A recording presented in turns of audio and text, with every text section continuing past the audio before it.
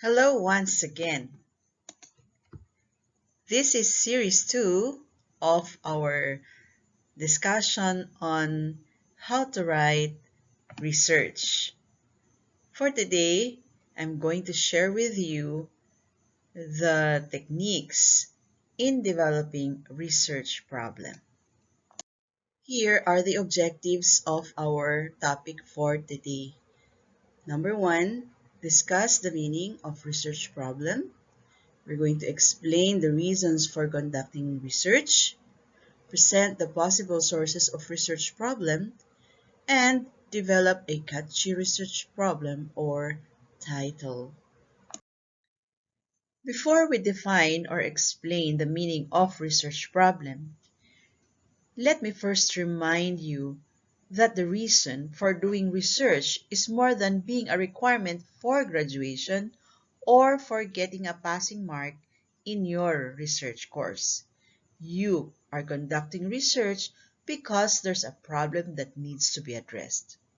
Therefore, research problem is a pressing issue or gap that needs some answers. It is a troubling question that leads to the need for meaningful understanding or investigation. It is a situation that makes people uncomfortable and interventions are needed to solve the discomfort. For example, the coronavirus 19 pandemic is causing so much devastation all over the world. This health emergency has prompted experts to conduct research to develop vaccine against the virus so that everybody can go back to normal way of doing things. To further guide you in deciding on what problem to work on, here are some reasons that will justify the conduct of a study that you are contemplating on. Number 1, there is a problem or a difficulty in your field of discipline and solutions are still unavailable. For example, in teaching, because of the drastic transition from face-to-face to flexible learning, you might want to conduct a study that will develop new teaching strategies that will be suited in a new learning environment that we are having right now. In psychology, you might want to work on how to address mental problems or mental issues because of the COVID-19 pandemic. In nursing, you might want to work on new management of patients with respiratory problems. In business, there could be a new way of marketing businesses in order to uh, maintain profitability of your business. And there are so many more problems that need to be solved, and you can do this by conducting research. Number 2, there's a problem or a difficulty in your field and the available solutions are too costly, not effective for some, or not available locally, and for other reasons. Number 3, you know of a new way of doing things in your field which could be more effective and efficient, and the only way that you can prove this is to conduct research. Number 4, there is an ongoing program being implemented and you want to evaluate if it is being effectively conducted. For example, there is an innovative solid waste management program that you want to be implemented in a certain community, and you want to evaluate after a year of implementation if it is effective in managing solid waste. Then you can conduct an evaluative or impact analysis of the program that was implemented. Number 5, Existing procedures, formulas, systems are not working well, and you want to introduce a better one. And number 6, you want to develop tools or equipment that will make your work more efficient or that will address a difficulty in your field of study.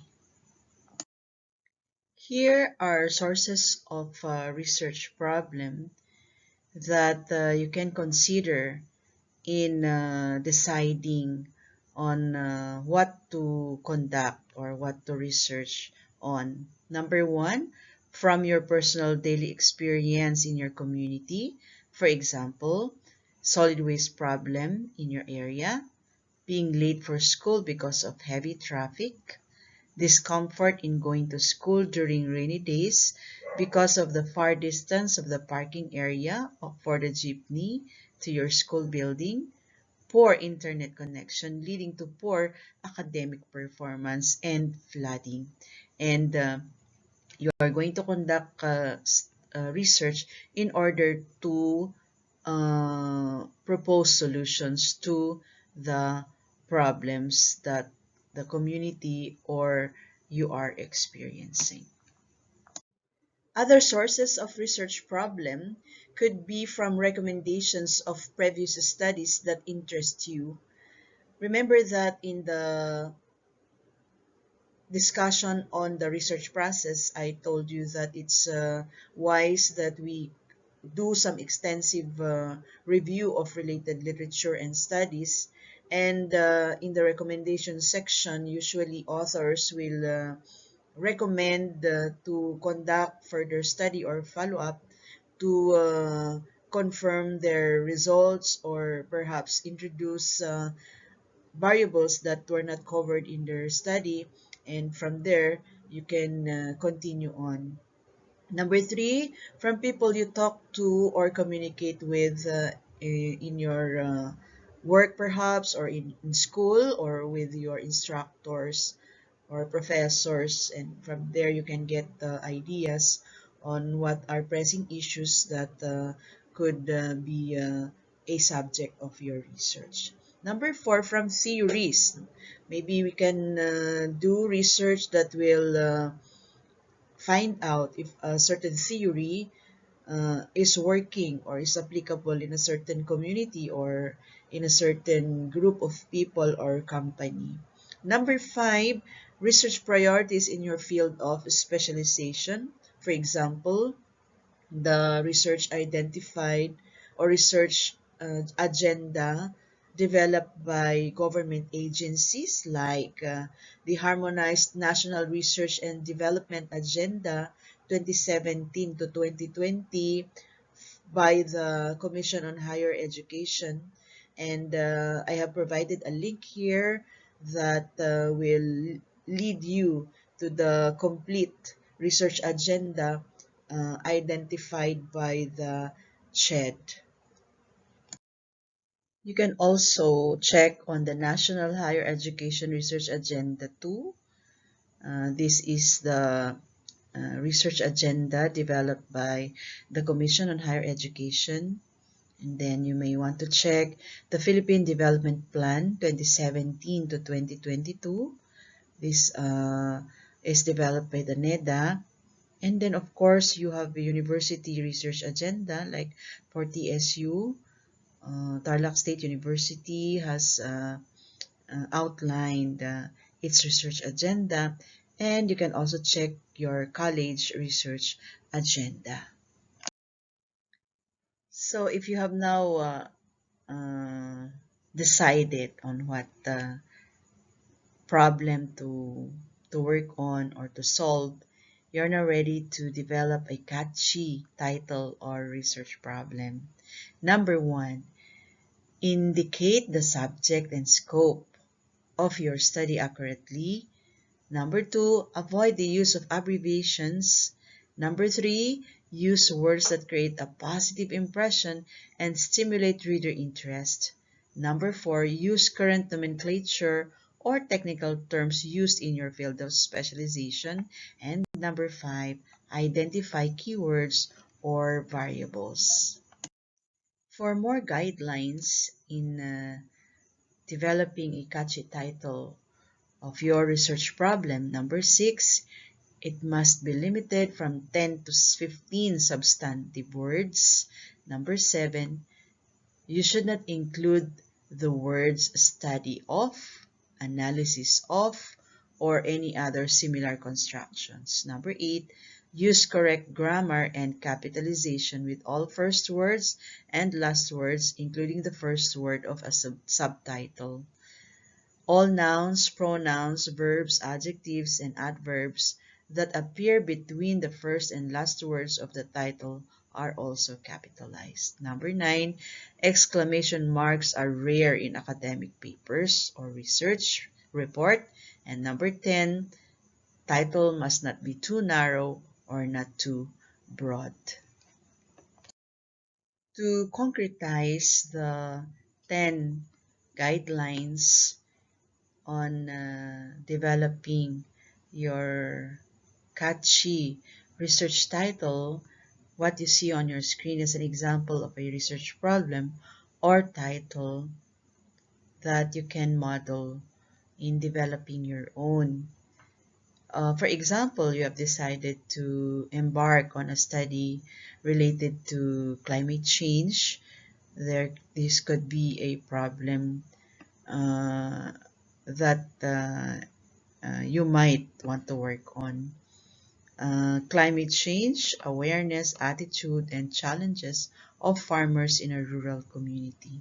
So in guideline number 1, we said that the title must not be more than 15 words. And if we count the number of substantive words in the example, we will only arrive at 8. Now, these are the major words or key words in your study, which is climate, change, awareness, attitude, challenges, farmers, rural, and community. Also, we can see that the first letters of the major words or substantive words are capitalized, and the articles are not capitalized.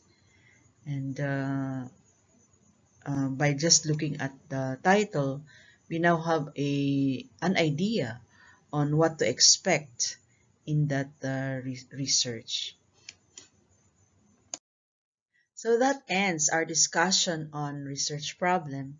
I hope that you are now ready to finalize the research problem that you want to solve in your research.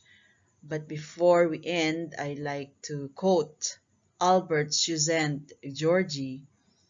He said, "Research is to see what everybody else has seen and to think what nobody else has thought."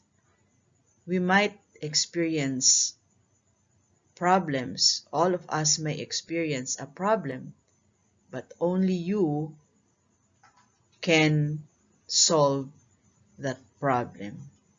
So that's all for now. Do not forget to like and subscribe to our YouTube channel if you have been enlightened by our discussion.